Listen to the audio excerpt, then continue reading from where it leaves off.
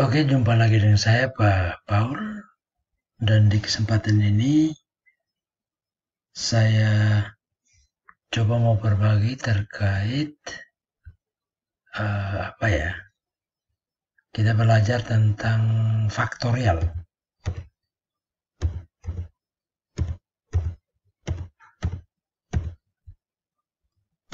Oke. Jadi kalau kita mau belajar terkait faktorial, tentu kita sudah mengetahui atau melihat masalah-masalah umum ya, masalah-masalah umum terkait faktorial. Oke, baik. Misalnya saya punya penjumlahan dari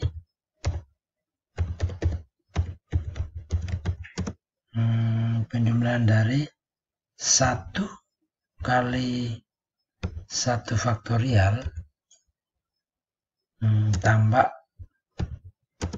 2 kali 2 faktorial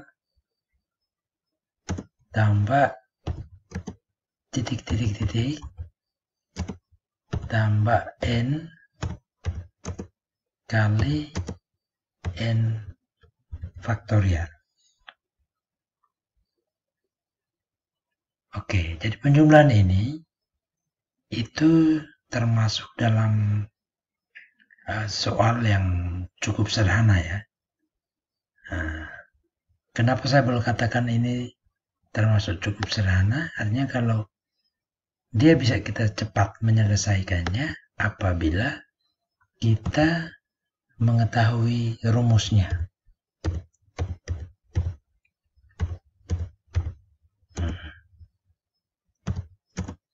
Ya.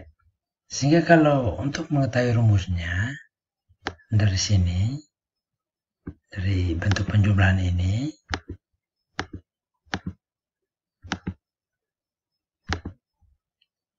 dari 1 faktorial, 1 kali 1 faktorial tambah 2 kali 2 faktorial tambah titik-titik tambah n kali n faktorial, maka kita akan dapati rumusnya adalah sama dengan n tambah 1 faktorial kurang 1.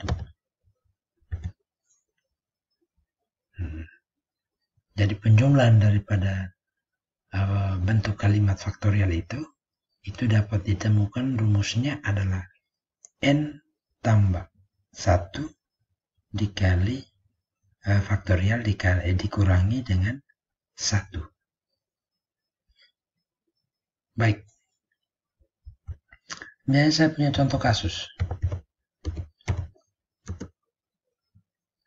Kasus yang paling sederhana misalnya kita menghitung jumlah dari 1 kali 1 faktorial tambah 2 kali 2 faktorial tambah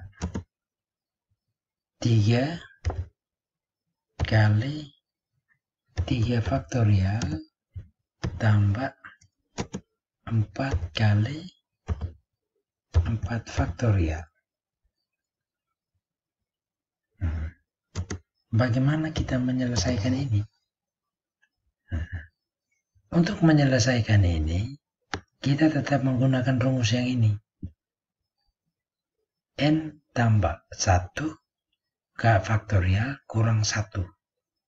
Nah, rumus yang ini yang kita pakai untuk menyelesaikan soal di bawah. Maka dengan demikian dapat kita peroleh 4 tambah 1 faktorial kurang 1. Begitu.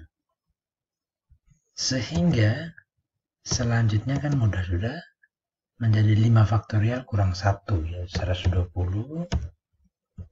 kurang 1. sehingga akan didapati hasilnya adalah 119.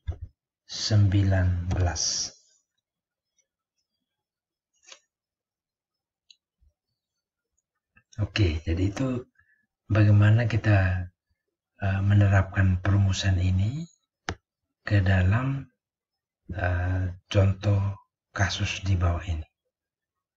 Oke, baik. Yang berikut saya coba kasus yang lebih variatif sedikit ya.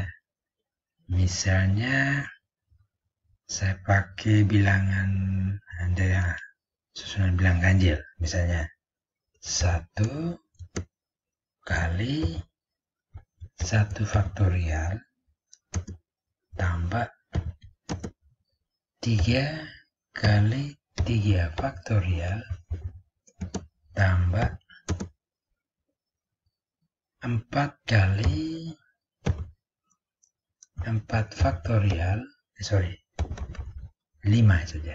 5 kali 5 faktorial sama dengan bagaimana?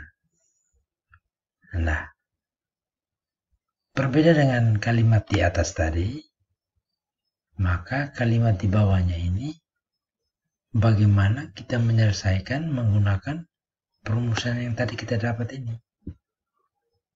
Nah, ini tetap menggunakan itu ya.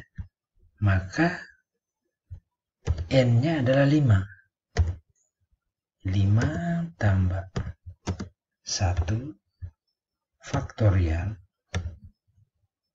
kurang 1. Begitu ya. 5 tambah 1 faktorial kurang 1. Nah, tapi di sini berbeda dengan kalimat sebelumnya. Di sini harus perlu dikurangkan dengan 2 kali 2 faktorial. Kurang lagi dengan 4 kali 4 faktorial. Begitu. Sehingga dari proses ini kita akan telusuri bersama, maka kita akan dapati 720 kurang 1 kurang 4 ya, 720 kurang 1 kurang 4 kurang berapa tuh?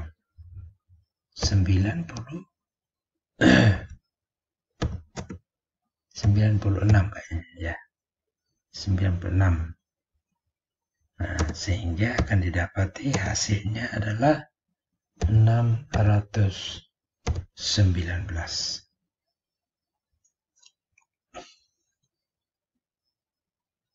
Ya, jadi itu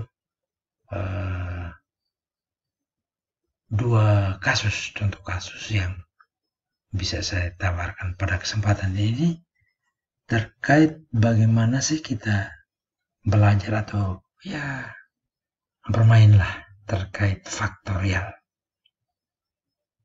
Oke, semoga bisa diterima penjelasan ini. Nah, untuk membuktikan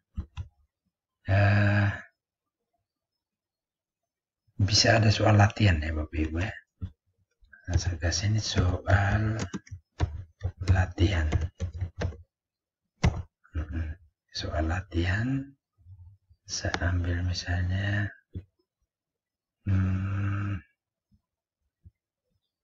gimana ya?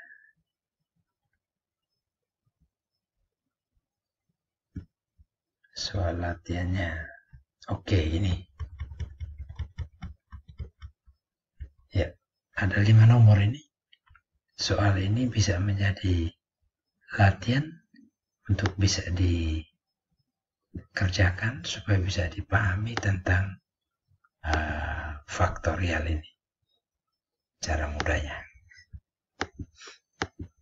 Oke. Semoga bermanfaat. Mohon maaf apabila ada hal yang kurang berkenan ataupun penjelasan yang kurang pas. Tapi sekiranya harapan saya semoga ini bisa menjadi tambahan pemahaman Bapak Ibu ketika berhadapan dengan materi faktorial.